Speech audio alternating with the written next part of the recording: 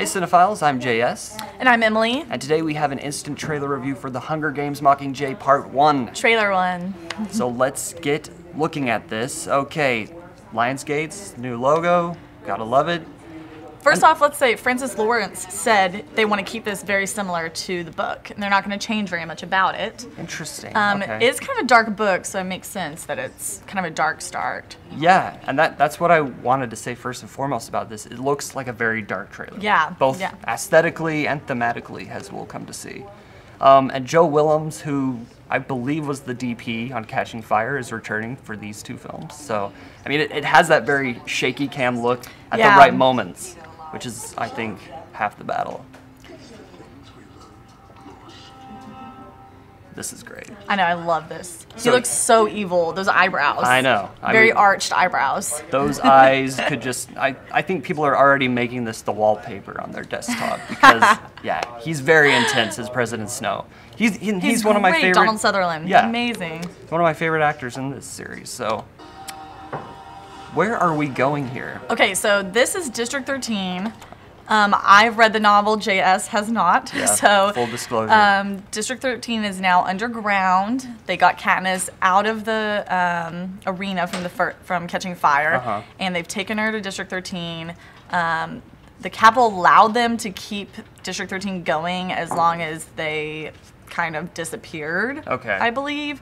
And so they made it look like they destroyed everything that was above ground, and they just kind of been hunkering underground. And now they're starting the rebellion, and they're building up to wanting Katniss to be the Mockingjay and the full face of the rebellion, et cetera, et cetera. Hence the pinning of that Mockingjay pin. So this is Effie, and Effie doesn't really play that big of a part in the book. She's kind of in prison for a lot of it. Did she shave her eyebrows? I don't know. Like where they're just like really thin. This just does not look like the Effie that I came to know and love very shabby, in the first which two was films. kind of in those teaser character posters. We saw that. Yeah. Everyone was like very shabby and in prison there. But yeah. So I hope that she plays a bigger part in the movie than she does in the book. Okay. Because she's such a beloved character. Does she kind of like take the sidelines in the book? Yeah, she's kind of behind the scenes, not very involved. All right. So I mean, we're getting quick glances at those who are in District 13 and part of the rebellion.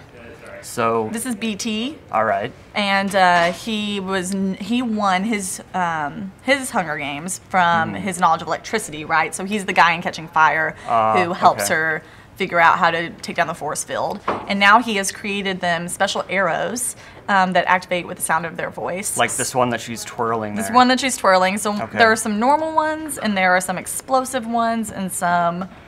Incendiary, right? Incendiary, yeah, it's a hard word. That start fire, basically. So she says goodnight, and they deactivate, and they only activate at the sound of her voice. So that's going to be kind of a cool element, I think. It's like all of this more ancient warfare that they've had in the games, and now it's merging with modern technology, which is very cool. We haven't seen anything like that before. And look here, we got Philip Seymour Hoffman, the late, great Philip Seymour Hoffman, and Julianne Moore. With her hair dyed gray. Yes.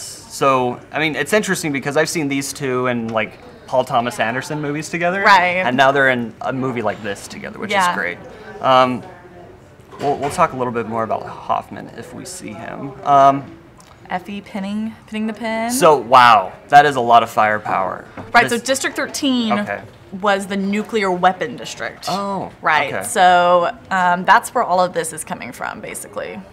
That wasn't so wise of the Capitol.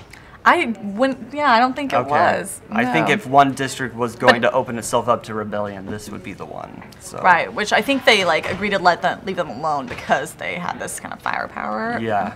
I kind of don't remember that part of the story. You can correct me in the comments. Okay.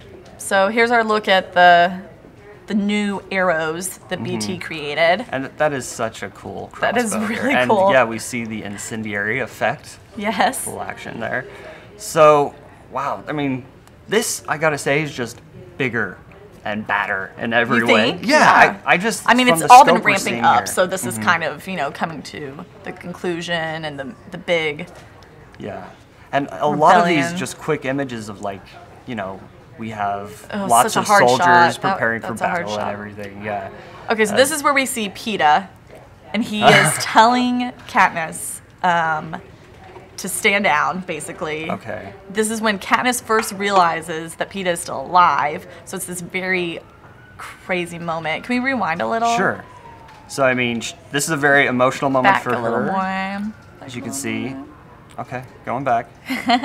Okay, so look at this. This is when Katniss first realizes he's alive. Look at Okay. Gale's reaction to Katniss realizing. Yeah, he's none too pleased about the fact that this other guy's love still that. alive. It's Yeah. so it's such the love triangle thing going on there. Right. So, I mean, this, again, that triangle that you talked about is just going to sort of get ripped apart. Right. Well, and also what's really cool here is that you kind of see Peta still protecting her. He's telling her to kind of stay out of it. You kind of see like, or in the novel especially, you kind of start to see that maybe Peta is protecting her from afar, and then she begins to want to protect him from where Yeah. she's at.